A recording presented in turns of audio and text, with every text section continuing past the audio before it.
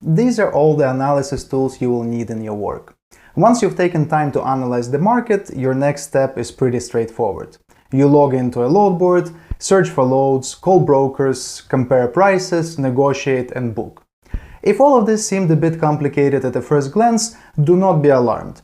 In reality, many carriers will give you very specific parameters on where they want their trucks to go. Analysis is needed for working with carriers who give you the freedom to choose their own routes and who rely on you being a professional who knows how to use the available tools.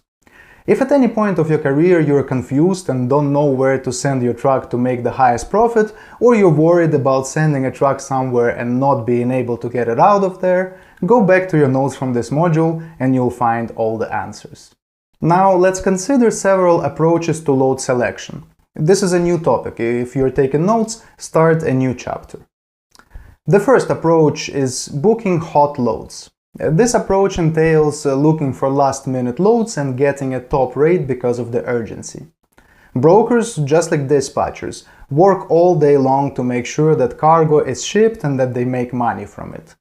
Their goals are much the same as those of the dispatcher, although we're on the opposite teams of the game. The broker needs to sell the load as cheap as possible, and the dispatcher needs to get the highest possible price. This is the main difference between us. But no matter who wins the game and gets the desired rate, the load must be picked up at the appointment time. If the broker fails to sell the load and time is running out, or maybe if somebody booked his load and then cancelled at the last minute, the load becomes hot. At these moments, the broker needs to find a carrier at any cost. And the dispatchers who can determine this will gladly use it and can ask for higher rates. How do you determine a hot load? It's very simple. Call the broker and find out the pickup appointment time.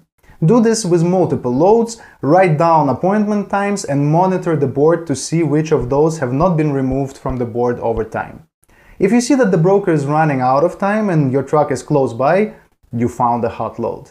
Congratulations, you have a huge bargaining advantage and can potentially make good money on this shipment.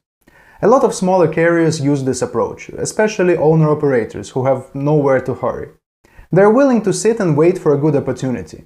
In single cases, you can make good money on this, but companies who rely on this method too much often lose out sooner or later.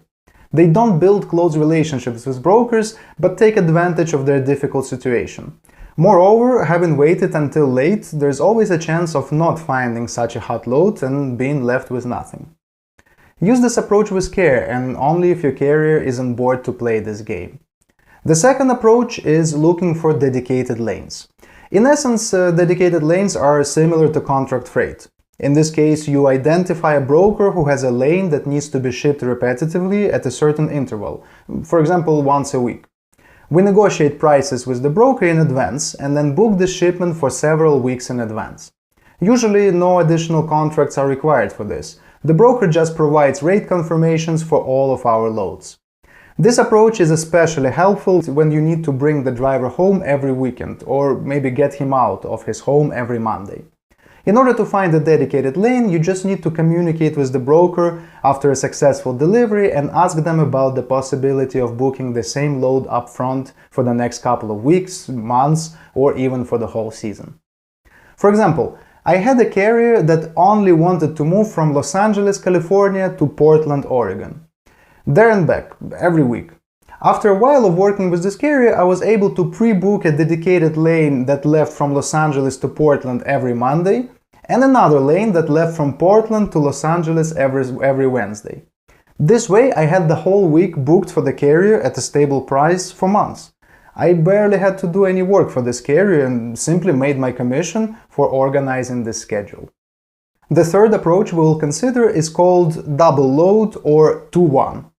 This method is often used when the truck is in a bad zone and no matter where we go, we still get a low rate.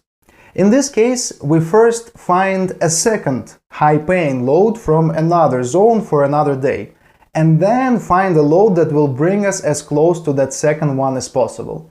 So in this way, we're booking two loads at once, double load. We first book the second load and then the first one, hence the name 2-1. And the last approach I would like to talk to you about is partial load consolidation. Consolidation of several loads in one trip. Partial loads can be found in the same way as regular full truck loads. On any load board, while searching for loads, we can choose from three options: full, partial, or both. Consolidating partial loads requires high professionalism and it has the potential to increase your earnings per mile, but it can also lead to serious scheduling difficulties. Here are a few rules to keep in mind. The order of loading and unloading is important. Well, if we're talking about flatbeds, it's easier. You can load and unload the cargo from either side of the trailer and it doesn't affect anything as long as the length and the width of the cargo is within acceptable limits. However, in the case of dry vans, reefers, box trucks, the first load that has been loaded into the trailer must be unloaded last, because no one will bother unloading the whole trailer, taking the part they need and then loading the rest of the product back.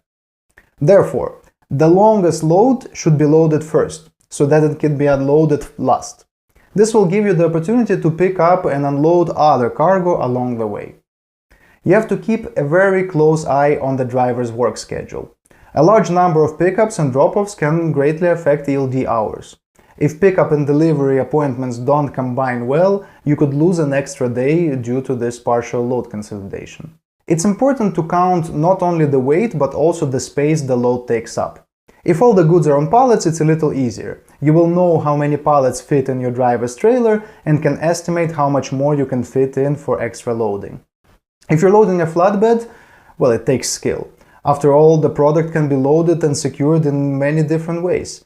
Here you have to work closely with the driver and everything will depend on your teamwork and ingenuity. Okay, let's recap everything we learned so far. In order to make informed load decisions and build route plans, we can utilize multiple tools available to us. Check-in average rates, market trends, load-to-truck ratios. All of this will give us a general idea of what direction to bring the highest profit to our truck. After analyzing the market, we log into our load board and start looking at the real picture. How much are they really paying for the lanes we're looking for? If you find a hot load and your driver is close enough to make it to the pickup, request a high rate. If you're in a bad zone, use the double load technique. Book a high-paying load in another zone and then use any available load to bring the truck closer to that load.